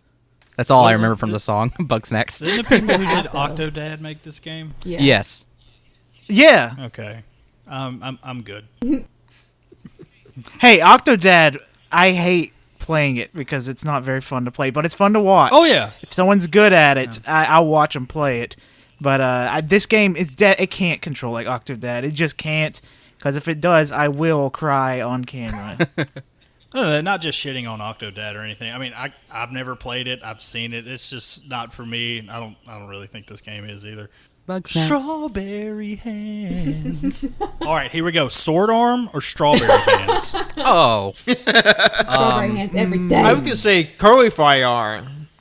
I mean, Wheel feet, but they're burgers instead of wheels. Wait, if we have strawberry hands, if we eat them, do they grow back? After like the first hour, they're just mush. I'm with Wenzel. Do the strawberry hands grow back? If they regenerate, hey, endless snacks. I'm here for that, though. Do they? Do though? they? That's my question. You have to wait. Here's the thing: if you eat the thing and it becomes your hand, if you keep eating your hand, is it your hand's a strawberry? Do you just keep popping up strawberry hand? Yeah, that's what we're trying to figure out. Cannon, you brought this up. We're asking you. Wait, what? What are we asking? You said. Does the strawberry hands grow back after you eat them? I mean, they have to, right? Yes. No. You said strawberry hand or sword arm. That's what we're asking. Oh, strawberry hands. Or hear me out, guys. Hear me out. I'm starving. ¿Por qué no los dos? Swordberry? Why not I don't both? know if I'd want Swordberry both. hands? I mean, it would just make it a lot easier. A strawberry. Oh my god. Okay, you eat one arm is a sword, the other arm, pops up. You can make your own kebab. Oh man, just imagine giant slices of strawberry. That's so cool. Yeah. I mean, like, I really like strawberries, but I'm deathly allergic, so Okay. I would not have What to about, take like- All right, strawberry. I'm hands. talking like my sword arm's gonna have like a fucking quesadilla, a McRib. Think about a the goddamn, seeds. a The goddamn rice seeds. bowl from Central Mesa. Yeah. I don't know how a whole rice bowl would stay on the sword, but that's not the Make point. an attachment. It's fine. We'll figure it out. What about the seeds Fucking- of the strawberry? Those are going to be huge. Holy shit. What if could I do? Oh, what if you can plant strawberry hands? What the fuck That- are you talking that- about, Jonathan? What happens That's if you insane. eat ass in this Jonathan. game? So No, you plant yourself limbs, so whenever you get through eating them, Ass you, hands! just pick a new one and put it back on. I'm can confused. I have a mace made out of a mango? That's what I want. Oh, yeah. That would be cool. Question: which fruit would make the best weapon? Pineapple. Pineapple. Pineapple. Oh, Coconut. Yeah. It depends on like if you want to Yeah. wear them down gently. I mean, it's like over time, or if you want to like bonk them over the head immediately. Because if it's pineapple, you can like rub pineapple juice in an open wound, and that's just gonna hurt. An unripened There you go. avocado. That's Yep. It's just like a goddamn baseball. But the thing is though, with the avocado, there's so many knife injuries from just cutting open avocados. You wouldn't even have to like. You would just literally have to put it down and be like, cut it open, bam. Boom. There you go. That's terrifying. I cut open avocados at work every day. well, then you're used Yeah, to there it. were- I haven't got nicked yet. Yeah, there was like a statistic that came out like a year ago or so. Like there were a lot of knife injuries from people cutting Oh, avocados. I can definitely see why. I've sliced into a couple where the pit was just Yeah. nothing. Fuck. Just went straight through. That's where the job gets a little scary, a little sketch, if I do say so myself. But Bugsnax looks awesome, and I can't wait. Yeah, I want to play it. It bad. looks scary at the end too. Oh yeah, with the little food monster. Moving to another interesting, scary, and very anticipated game, we have the PS5 remaster of Demon's Souls. Demon's Souls. There's no release date yet, but I feel like this is a very impressive overhaul of the Demon's Soul game. What do we think of this one? It looks fucking awesome. It looks amazing. If you've seen gameplay of the original Demon's Souls, it looks like ass. I don't care who you are, but my atmosphere. No, Okay. it looks Okay. ugly. It looks like Okay, doo-doo here's what air. Cole's talking about. When this trailer was released, there was a lot of complaints from anybody who's played Demon's Souls is that like this game is took away from all the details and stuff, and what we've seen takes away from the atmosphere of the original. And I can understand that, because if you played the original, you know that like everything kind of has this like sickly green look to it. Like it looks, a lot of despair, a lot of dying. It looks like doo-doo air. Well, okay. Isn't doo-doo air just a fart? Pretty much, you are going through farts. But the whole thing game. they're right though. Like it had this sickly green color to it, and that really added to the atmosphere of it, which was like the world is fucking dying, and like it's kind of scary. And with this, it doesn't have that. But to be honest, I would take this over that any day, because it's just like they've added more stuff to it, like the Tower Knight. If you look closely, there's rust on its armor. There's vines and the nature taking over the boss room and stuff. So like, while we may have lost that, I think we've gained some like details and environmental, like comparing this game to even FromSoft games in general, because this used to be a FromSoft game, but now it's a Bluepoint game. There is way more details in this game, like compared to like a normal FromSoft game. But that could be just because we are jumping from a console generation PS4 to the PS5. Yeah, because people talk about how like the style of the original Demon's Souls is not in this. It's not as stylistic, but I mean, I don't see that. It still very much holds that stylistic charm. I mean, you can't can you really make a fucking, how realistic can you make a giant flying manta ray other than that you make it look like a manta ray and it has decaying skin and it's like a eldritch being. Oh my god. And the thing is too is like people were worried that like I say people, I watched VIII Vidya's video about it recently. He does a lot of Souls related content. That's kind of his niche, and he's really fucking good at it. And one of the things he talked about is that maybe this brings in a new type of controls and how it's and gameplay and stuff. And I'm like, it better, because I remember playing the original being so fucking frustrated. Like, and I mean, yeah, that might add to the charm, but like, it wasn't a frustrated like it was challenging. It just felt kind of stupid. It was very clunky, and the controls were broken where you accidentally roll off a cliff when you press circle when you're in the main menu. You could control your character and the menu at the same time. It was buggy. Sounds really odd. And It was FromSoft's first attempt at making a game like it. So I give it a pass on that, because in Dark Souls 1, they perfected it, and they just used that from there. Yeah. There's a reason everyone remembers Dark Souls and not Demon Souls. But like, and also too, like Demon Souls came out in like what, 2005, 2006, 2009. Oh no, 2009. Oh well, I thought that was when Dark Souls 1 came out. No, Dark Souls 1 came out 2011. 2011? Yeah. Oh well, I'm 12? stupid. Never mind. Yeah, I was in or maybe it was it might have been school. 2012. I was in 7th grade. Oh man. Now I feel old. Same here. I've only just recently started playing Dark Souls. I've never played Demon Souls.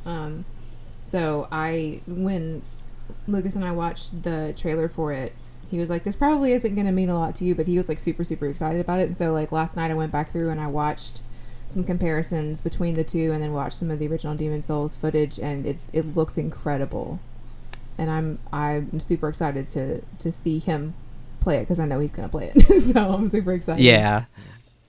Oh my god, it just looks so good, and like it makes me so excited because I was telling Colt this, like, you know, it's done, like it's been changed graphically, and hopefully the gameplay is different as well. Like they change it. I mean, that's why, you know, Dark Souls and from then on are really really good, is because they did it. It was really fun to play, and like with this, it's like this is going to be a Demon Souls for a whole new generation of not only consoles but of players too. So like they have to fix that stuff. It can't just be the same thing, or it just can't be like it just can't be a fucking remaster. Like, come on. people that have played like all of Dark Souls and Bloodborne, if they play this, they will be extremely disappointed if it plays anything like the original Demon Souls. Because it's so different. And I mean, like, and I remember before Dark Souls came out, when I first heard of Dark Souls, I was like, oh man, I gotta play Demon Souls because I want to see what that's like. Playing it, and I just remember being so fucking angry, and then playing Dark Souls, and I could actually get into Dark Souls a lot better than Demon Souls, and it was just so nice. Like, oh man, and then seeing this, I was screaming because as soon as I saw that body floating in the air, I was like, oh my god, it's fucking Demon Souls. Holy shit. Yeah, I'm just so fucking ready for it because Demon Souls is easily my top 3 of the games shown in this conference. Oh, really? Woo! Yeah, me and Wenzel always been a FromSoft madmen where we would party up or help each other through the games. Through invasions. Yeah, we platinum Bloodborne. So this is going to be, as long as Demon Souls is co-op, we will be happy. Yeah. We had some stupid fun adventures. I'm not touching that one. What was that, Cannon? I'll probably play it. What? What was that, Cannon? What'd you say? I'm not touching that one. Yeah. That's you ain't like me and Colt. We're the strong. Ugh. Oh, Yeah. I like the pain. It hurts. it makes us stronger. We go on stupid fun adventures where we die. Cool. I love it, though. I love it. Even though it sounds like I don't. I really I do really love enjoy it. I'm very interested in a possible future installment of AYCH where we have point counterpoint. Colton Wenzel in the favor of Dark Soul, Demon Soul type game, and Canon in the counterpoint. So that might be something we can explore in depth because there's a lot of feeling on both sides. I feel like it's waiting to come out. We'll beat them Well, up. it's like I have Bloodborne. I never finished it. The only reason I got it because a friend of mine wanted to play, and we're gonna do it. We're gonna pick it up again eventually, but I don't understand why getting your buddy into a party or lobby with you in that game has to be so goddamn difficult. I understand that completely. Light the lantern. Put your finger up your butt. Take 2 left turns. Oh, there you are. Cool. Yeah, they made it a lot easier, though, in like Dark Souls 3. In the later games, they realized we don't want them to have to find a stupid stone that you can only get in one area, and if you go past it, it's going to take a while before you can get back to it. They realize that's dumb. They just give you the item straight out, and it's a lot quicker. I don't know. I love Bloodborne. Like I said, me and Colt platinumed it, and we beat the DLC entirely. Well, I beat the final boss. Colt didn't. We couldn't beat mine because it was like the 6th playthrough. It was and that so final fucking boss hard. it was hell, and I said, I've already got the platinum. I don't need this. and then when he was in my world, he died halfway through the boss fight, so I had to do it all by myself for the rest of it. I was like, oh shit, I'm gonna piss my pants. Hey, why don't we guide Canon through Bloodborne, like we did Tanner? Hey, it's not that bad of an idea. Fucking Bloodborne rules. I play. How many it people again can play any at a day. time? I think 4. Really? Maybe Interesting. 3. Okay, I can jump on the I in the thought it was 4 2. slot. Yeah. I don't know. I have to Yeah, search that don't because really I don't know really that. know. Because I only played with Wenzel, so We'll have to play something together because I'm boycotting the shit out of Call of Duty right now. We still gotta play GTA 5. Remember, I have to play with you and. Yes, yeah. In fact, I talked to Shimmy Nice. today. He's like, "Hey, when the fuck are we gonna party up and do some?" I have GTA to buy GTA 5, but we'll make it happen. You can probably get it for like $20 now, if I'm Oh, not yeah. mistaken, online. But yeah, It'll have to be before next Friday, probably, because after next Friday, I'm just gonna be a ball of emotion. oh, don't worry. You and I are going to be in the same boat. Speaking of an eternal loop of pain and torment, that figured very much in the plot of our next game, which is Deathloop. We saw this last year. We saw it, and more footage of it this year, and that's from Arcane Studio in conjunction with Bethesda Softworks, with a tentative release of Holiday 2020, which stars the main character Colt in a Oh, I was wondering why my name was there. I was like, why is my name there? main man Colt. He's locked in an eternal life and death loop in a world where all the inhabitants live in a very decadent, high-rise city where they're all gunning for him, but he has to take down all the leaders of this city in order to break the loop and escape this eternal struggle. But all the while he's being hounded by the inhabitants of the city, he's also hounded by his rival, Juliana Bridges, which is an assassin who lives and dies, loves the thrill of the chase, and he's constantly hounding down Cole. And what makes it interesting is the revelation in this trailer is that Juliana Bridges is a playable character, and with PvP mode turned on, she can invade. A person playing this character can invade any game the player has turned on at any time. So with this revelation, I wanted to hear more about this. This is one of my favorites, and Ellie, we spoke earlier before the show, and this is one of your big favorites. So we want to start off with this conversation about Deathloop. I'm super excited. It looks like I don't know if y'all have played We Happy Few or heard of We Happy Few. Oh, I want to. But Yeah. I wish We Happy Few had been done a little bit better. It was really buggy on Yeah, release. I'm with you there. It just isn't as fun as I wanted it to be. So like this has the same vibe in a way of We Happy Few, and so I got really excited seeing that and be like, okay, maybe this can be what I wanted We Happy Few to be, but it still be its own thing, of course.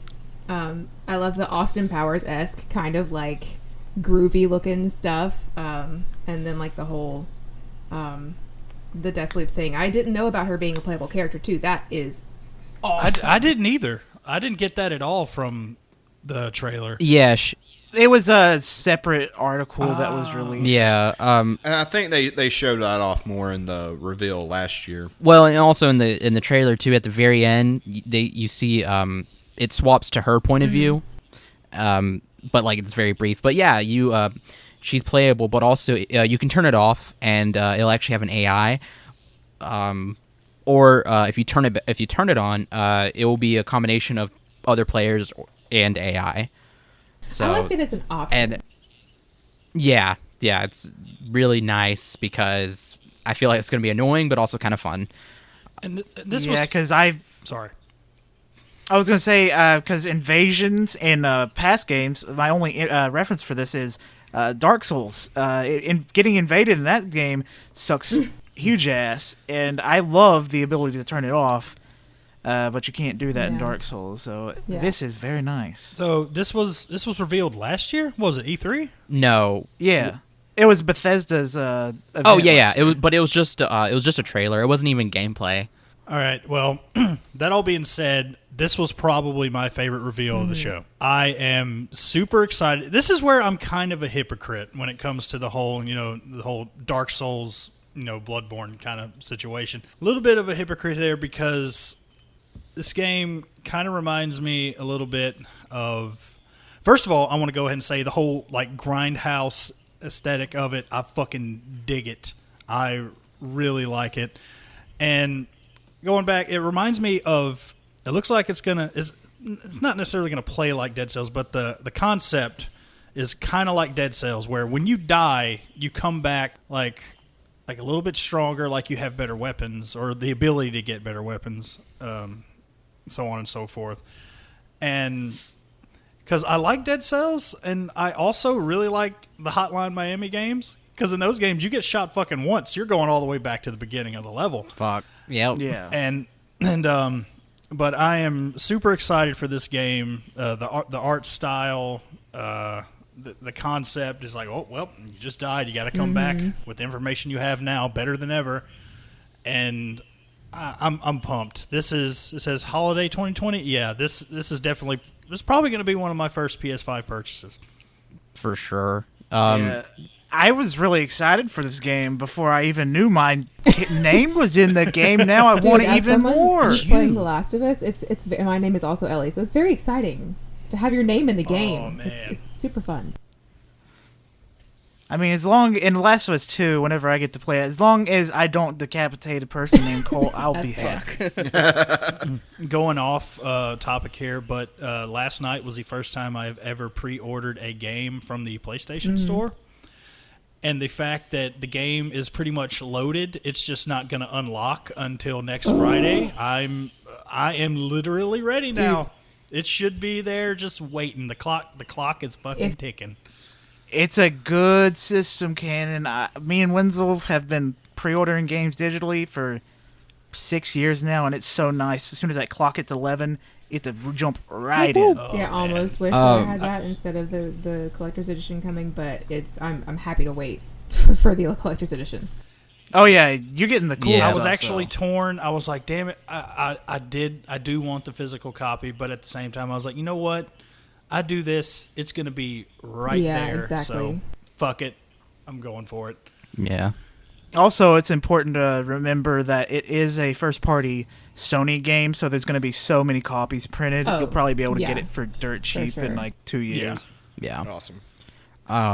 Deathloop, though, made by the same people who made Dishonored, so fuck yeah. I could kind of tell. It plays amazing already. And like, Just the different weapons you used in that trailer alone had me pretty stoked. Yeah. Also, And powers, too. Holy shit, you have fucking powers. yeah, something that was cool about Deathloop 2 that I read that, like, you have to hunt down 8 targets, of course, but if you don't hunt them down before the day ends, then the cycle restarts.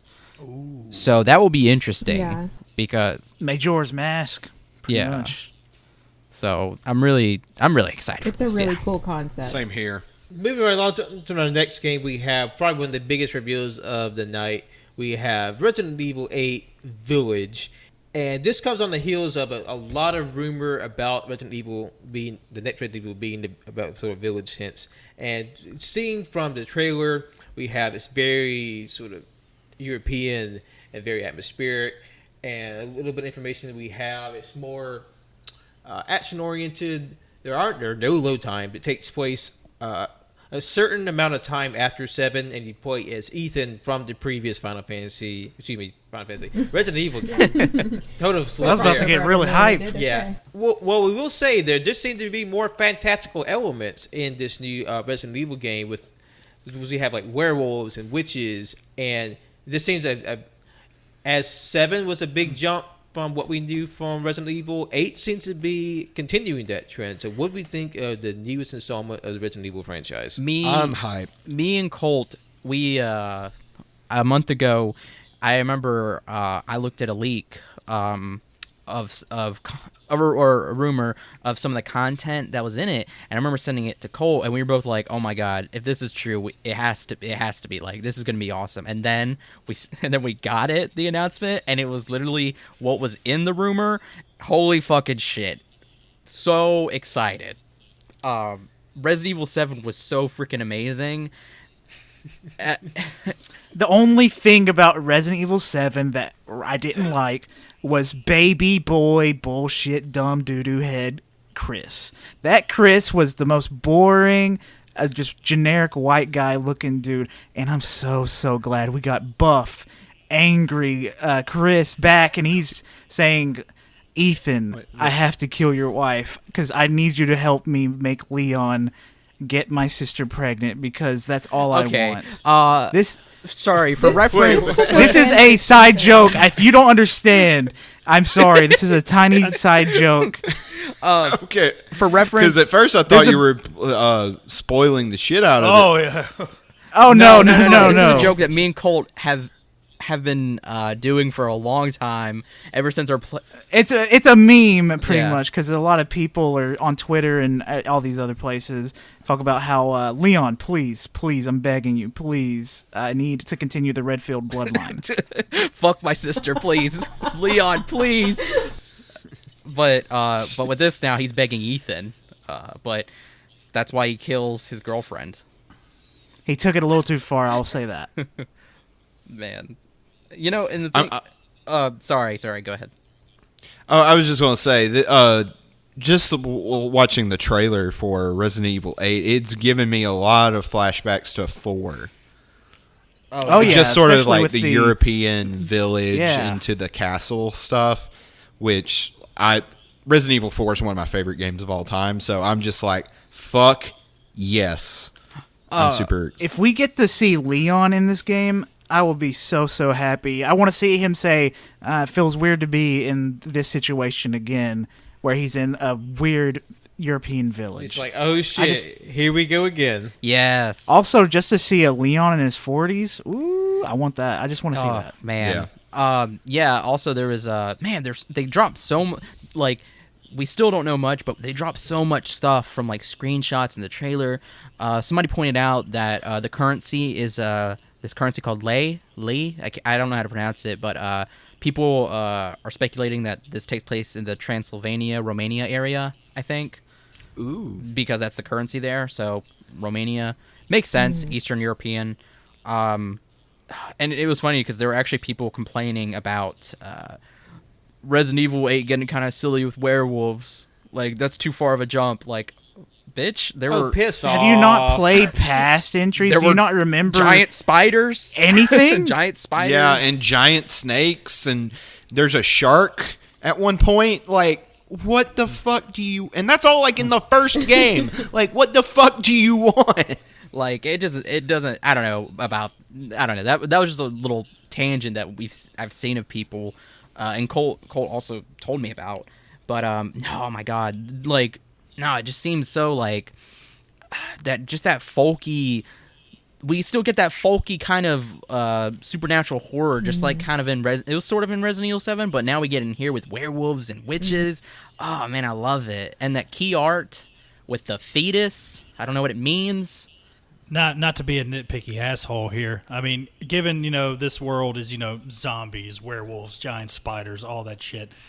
The one thing that was the most unbelievable to me was that part in the trailer where the main character pulls back the blinds and that motherfucker just blasts a shotgun and misses. Right? Yeah, I was a little confused at that. I was like, huh? I feel like you'd be able to say, wait, no, I'm fine. It was like a Pulp Fiction scenario where it was like divine intervention or some shit. Yeah. But yeah, it looks That barrel cool. was pointed right at his body. Yes. Like the flash alone, I was just like, okay, that wasn't going sideways. That wasn't left or right, up or down. That was going straight for some nog right then and there. No, Ethan's head is slightly to the right. And super Yes. tiny. Super tiny. That's why his hands look the way they do. Like, that's why we see them the way. Not because, it's first person, but because his head's just really, small. And he has bulbous eyes. I'll just say it looks like we're going to have to finish our family playthrough of 7. Because Yeah. Jesus Christ, that game does not pull any punches. We were literally like, every time we died, pass the controller to the next person. And I'm just like, well, fuck, what do I do? Yeah, I will say the game is challenging in itself, but also we were piss drunk. Yeah, so that might have had something to do with it. Yeah. That reminds me too. Me and Colt were talking about the supernatural element in this game, and I said that it was there, and then Colt said that it was, it was sort of in there, or it's never really been out of there. But then I just remembered from the fucking teaser, the playable teaser demo that you could play for Resident Evil 7. I just remembered some of the supernatural shit in there, and now I'm kind of creeped out but excited. For anybody who doesn't know, in the teaser when you played it, every time. If you restarted it, replayed it, you could capture in different parts of the demo a ghost girl watching you. Oh, yeah. Ooh. Oh. And it was some of the creepiest shit. I remember I got I don't know if I have it anymore. I think I was able to find her twice in two different places, and that's all the footage I could get, because it was rare pretty much. Wow, I didn't know that changed. I saw her a couple of times, but I mean that that also, could be hallucinations, but still, just that element is nice. Yeah, don't say too much. Scary. I just don't want it to be spoiled for them. So we're definitely going to pick up what Final Fantasy VII was in the household. You mean Resident Evil 7? The Resident Evil 7, if we ever pick that up. That's a lot of fun. And we'll have a little bit more to look into about Resident Evil 8, because we're expecting more information to come out this August, so that even more sort of the wet our whistle until this comes out, presumably next year in 2021. And moving to another Capcom developed game, we have Pragmata, which it seems to be a very interesting, abstract sci-fi adventure game involving what seems to be a astronaut traveling a post-apocalyptic world, trying to rescue a young girl who doesn't seem to be quite human, and trying to combat the forces that are far beyond human understanding. What do we think of Pragmata? Someone hacked into my brain and said, "What does Colt love?" And they took every single thing that I love and they put it into one 3-minute trailer.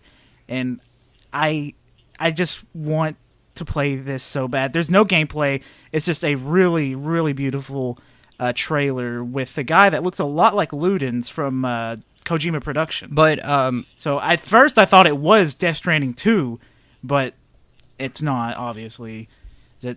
Holy shit, this game looks stunning.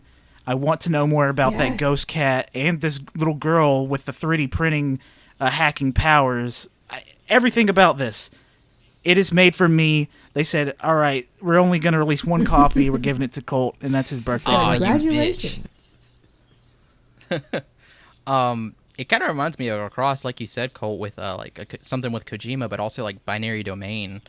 That was a game made by Sega several years ago for the last generation before Xbox and PS3.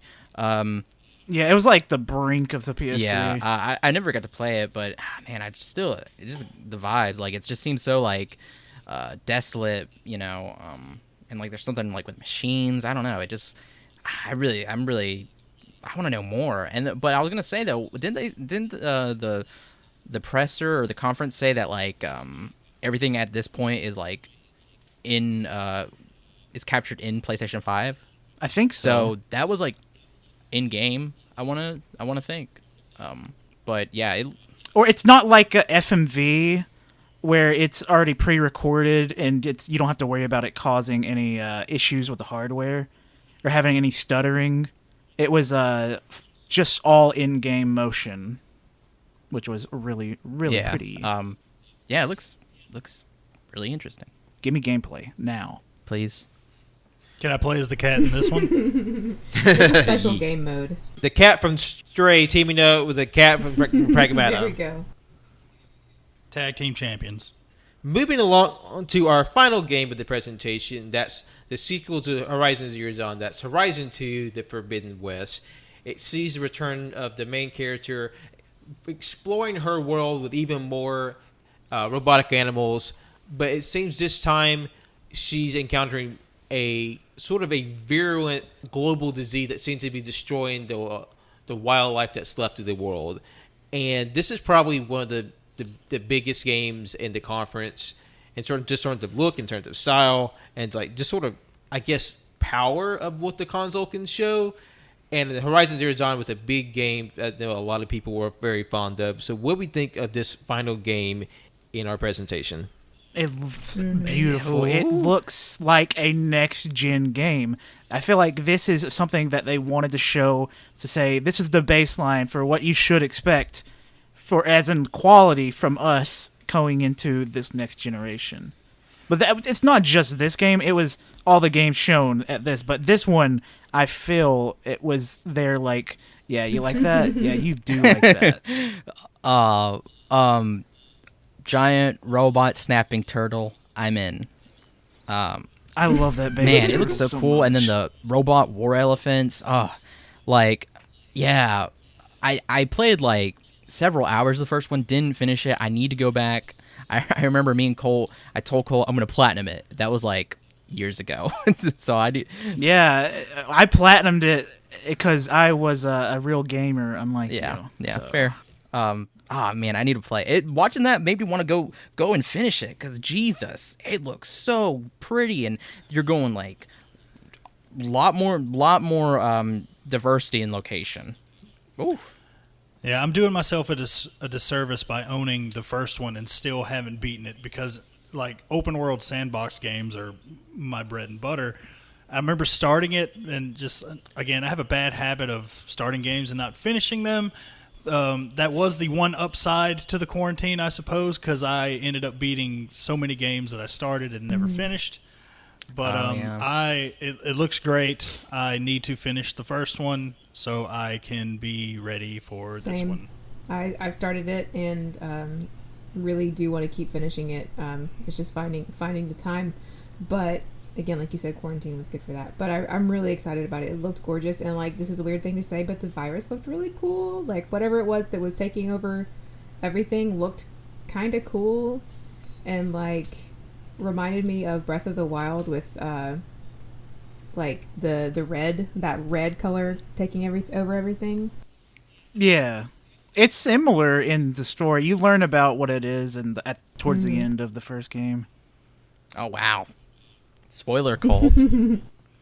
Oh yeah, in the first game, Aloy survives to the What? sequel. Whoa, crazy! Who's that? Did you start? I did want to say I think the PlayStation 5 is going to be a big year for women with bows and arrows.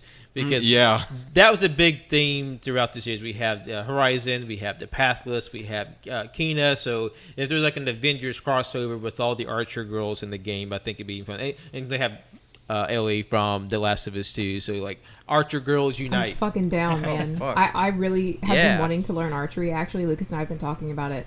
I really want to learn archery, so I guess I need to get ready for my PS5 game. Oh man, shooting a bow is real fun. It is until you smack the shit out of your forearm with the string, and you have a giant bruise for weeks. Yeah. Ooh. It's not like I've ever had that happen before, though. No, I mean, you need to get a good bow. My bow did the same thing. That was just me being stupid and not holding it right. Oh, no, fuck you, Colt. It just means you suck at using a bow and arrow. Yeah, whatever. I'm sorry. Now that we've run through all the games in the conference, I think it's time for us to give our favorites of the conference. And personally, my top three would be Solar Ash, because I just love the aesthetic. I love how just gorgeous and fluid the sort of adventure aspect of the game is. Another one would be Ratchet & Clank Rift Apart. I've been being fan of Ratchet & Clank since way back in the early 2000s, and seeing it have a new life on the PlayStation has me very excited. And probably my final game that I'm excited for would be Kena Bridge of Spirits. It just has just a lush, just optimistic exploration aspect of the game, and just sort of combined with you being very in tune with the natural and spiritual elements of the world with the sort of the soot sprites. I think those are my big three for this console, and I'm very interested to see what the panel has for their favorites. So how about we break it down like this? We'll go with Jonathan, Cannon, Colt Wenzel, and then we'll tap it off with Ellie. So, Jonathan, tell us your top 3 for the PlayStation 5 conference. All right. Number 3, definitely Deathloop. I really love the grindhouse aesthetic. It just looks really fucking fun. Resident Evil 8, of course, that game is going to be fucking great. And Kena, because, goddamn, if a trailer can make me cry, hopefully this game will be great. It's cute as shit. Starting at number 3 would have to be Returnal, because again, I will try out just about any house marquee game, and this looks like it's going to play differently than all the other games that they've created in the past. Number 2 would have to be Godfall, and number 1 is Deathloop. I cannot fucking wait for Deathloop. Going into this, I just want to say only 2 of these games I'm not gonna get. I'm not gonna get NBA or Gran Turismo. I'm going to get all of these other games at some point in time.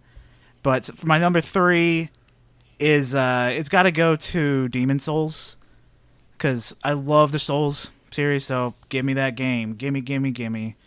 Second would go to Pragmata. Even though I hyped it up, it is really cool, but we didn't see any gameplay, so it's number 2. And number 1 is Resident Evil 8, because I love Buff Chris, and I just want him to punch more rocks in front of me. Yes. For me, number 3 has to be Horizon 2 Forbidden West. Number 2 would be Goodbye Volcano High, and number 1 would have to be Demon Souls. Nice. So for me, I think my number 3 is probably what is it? Little Devil Inside. It looks like it's just going to be a lot of fun, and the art style is gorgeous. 2 is Stray, because cats, and Deathloop is my top one. It's the one that I got super excited, and I'm just super fucking down. I can't wait for that one to come out. So I think it's time we get down to the final installment of the episode, and that's actually talk about the PlayStation 5 itself.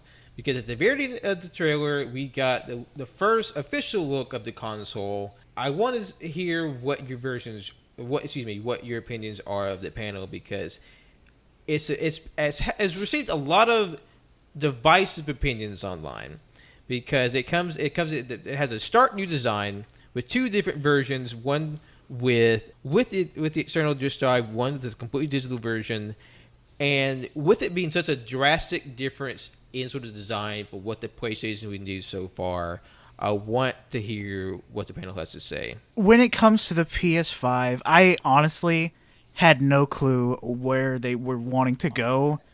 But, like, looking at past consoles and then comparing it to this one, I realized that I think they're just making them or modeling them after real buildings. This console looks like a very expensive and beautiful skyscraper, and I think it's a skyscraper in China that it's based on. So personally, I'm a huge fan. I love the way it looks. I think the digital only one looks better personally, because I don't like the way the disk drive juts out a little bit, but that's just a tiny detail. I'm gonna get the disk drive one still, but I all around, I think the PlayStation 5 looks really cool, and I love it. Personally, the memes are the best. No, you go ahead. I love the memes that we're seeing of, like, I've seen one with, like, I was just about to say Sauron's that. eye at the top, and, like, someone made it into Eevee from WALL-E, and, like, I mean, just, like, all different kinds of memes. That's my favorite part of the PS5 so far. But it looks really cool. Yeah, especially the Kaiba memes. But it looks really cool, and I think that it's really neat they're doing a digital-only version. I mean, if I ever get it, I would definitely get the disc drive as well, but I think it's neat to have the digital-only version. Okay, so after seeing the reveal that there was going to be a disc version and a digital version, I made the decision a couple of months ago when, the PS5 comes out.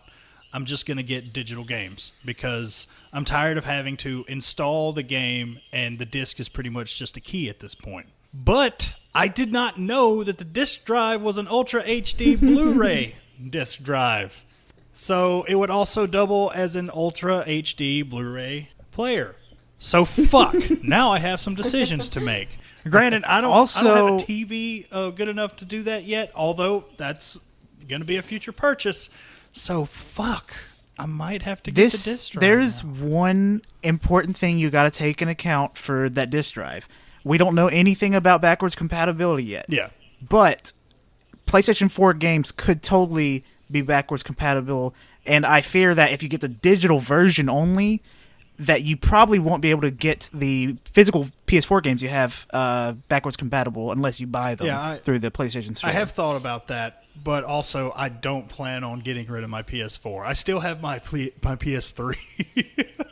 Yeah, Me I mean, too. I'm going to keep my consoles. I want to move them away from my where my TV's at so I can have room. Because I put my PlayStation 3 in a different spot. I plan to put my PS4 in probably under my bed. It's just to have it. Because I'm never, ever getting rid of any console that I have. I am a hoarder of my consoles. As going with the look of the console, I think it's definitely unique. I really like the design. It's definitely straying from the path of like older, just straight up, just blocks. And yes, as the memes have said, it does look like a Wi-Fi router. Granted, I think I saw a size comparison. Like it was like the PS4, and then the PS5 was next to it. If that was true, then damn, this is going to be a honking ass console. Oh, it's huge. Oh, we got a Darwin cameo. Hey, Hi, Darwin. What do you think of the PlayStation 5, Darwin? What do you think of the PS5, dude? He's gone. Aw. He doesn't like it, clearly. He's on Xbox One Series X or Xbox Series X. You get in the refrigerator, Darwin. He think there's food in there. Hey. But I don't know. I don't know if I want the white one or the black one. If they came out with like a black and green one, granted I know that's like Xbox territory, but still, I like green, I like black. That'd be good. I saw that they had a Spider-Man edition coming out. I just saw a picture of one that was black and red. I'm down for that. Yeah. Yeah, I think those are all just like fan I think renditions so. because I think the only one that's confirmed is the white one. Really? Like I'd love to have an all black one, but I'll take what I Yeah. can. And I'm also hearing that makes me excited that they have taken extra steps to make sure that the cooling fan is not going to sound like a Thank jet God. engine when you turn it on. Yeah. Because I will never forget, like, one of the first games I got for my PS4 was infamous Second Son. And Jesus Christ, I thought my PlayStation was broken when I booted this game up. It was just like, woo! But, oh, man, that's going to be nice. I don't want it to like fly off into the ceiling. Like I'm worried when I boot up The Last of Us 2, like my PlayStation 4 is just going to explode. Same. I still have the day one, got it at midnight PlayStation 4. Oh, I'm wow. with you. Fuck. Yeah, I there's sometimes I'll be playing a game and all of a sudden I'm like, is there a jet engine? What is happening? Like, why do you do this? Also, if you have it in a tiny room like the room I am in right now, it makes the room's temperature rise by 6 degrees. So Yeah, I believe it'd that. be nice to have a cooler console. Yeah. Ugh. And our rooms are already hot, so I feel that 100%. I think the design is great. When I first saw it, I was like, I don't know, and then I got used to it. I was like, you know what? Fuck yeah, I'm ready for it. I could see this It's in got my the collar room. popped. It's ready to party. Yeah. So fuck. So I'm gonna say this because everybody except for Cannon and Ellie, fuck Tanner. Oh, wait a minute. What happened now? Because he was like, oh, it looks like it does look like a router, but like What console doesn't look like Vertically. a router, if you like think about it? like Vertically, yeah. So yeah, I don't know.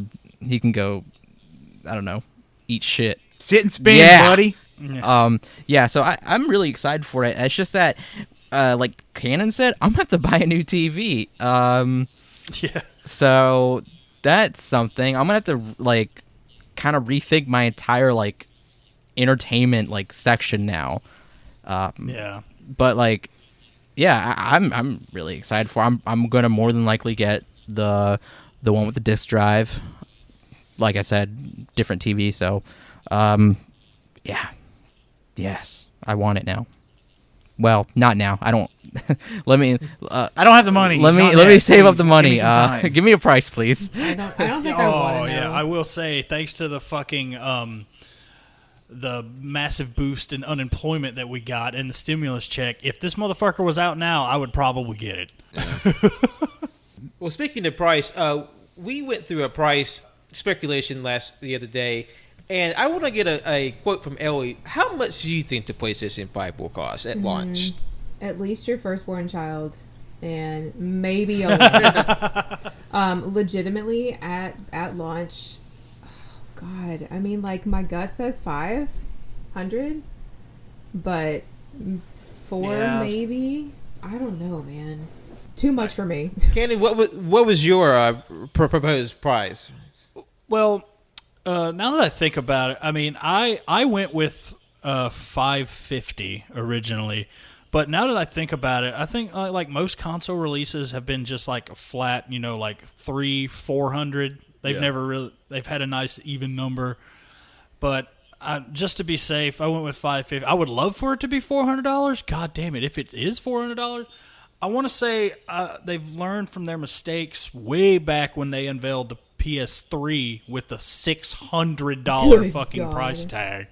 Yeah. $599.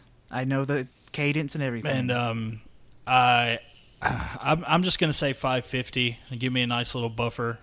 And that very controller reasonable is prices. sexy as Oh, fuck. that was one of the big things that was absent from this conference. We still don't know the price of the PlayStation 5, so we'll have a little bit more to determine how much that will be. So I guess it gives us time to bolster our bank accounts until whenever that day is, and at the end of the year when this Tower of Sauron console comes out. Please rule me, PlayStation 5. I will give you my life. Yeah, the one console to rule But will them you all. give him your ring? So that's sort of the heads and tails of the PlayStation 5 conference. We've gone through all the games. We talked about the console itself, and I think suffice to say, whenever we get it, we are very excited to play all of these games and to see what the PlayStation 5 has in store. So thank you all for joining us today. Thank you so much for Ellie for joining us today. Before we get into our plugs, I want to give a moment just to talk about your plugs. So where can everyone find you? Where socials, Twitch, and everything? Where can people follow you at? So you can follow me on Twitter, Instagram, and Twitch. It's all conveniently the same name, which is SongbirDE108. And I usually post my streaming schedule on Twitter and also sometimes on Instagram. So, yeah, that's where you can find me. Thank you very much. Ellie is a sweetheart, a wonderful personality, a dear friend of ours, and you'll do yourself a great favor by going and checking out all of her creative sources. She's just a wonderful person, a great personality with a growing Twitch audience, and I think you'll be well worth your time to check her out. And also, round of applause for Ellie. Podcast debut today. It's so much fun. I really enjoyed it. Thank you for Yeah, coming thank on you. as well. Yeah, 100%.